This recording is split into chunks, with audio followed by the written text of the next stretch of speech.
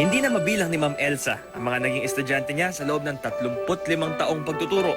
Pero ni isa, wala raw siyang nalimutan sa kanila. Mula pinakapasaway hanggang pinakabibo sa klase, nakatatak pa rin daw sa kanyang isipan. Hindi man daw nagkaroon ng sariling pamilya si Teacher Elsa.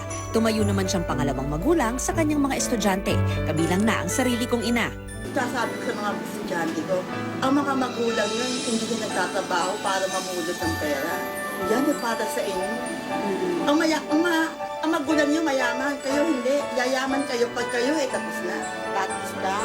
Istrikta daw si Ma'am Elsa sa loob ng silid-aralan, pero palangiti at palakaibigan naman sa labas ng klase. Katunayan, nakakahawa nga raw ang kanyang sigla. Sa paglipas ng panahon,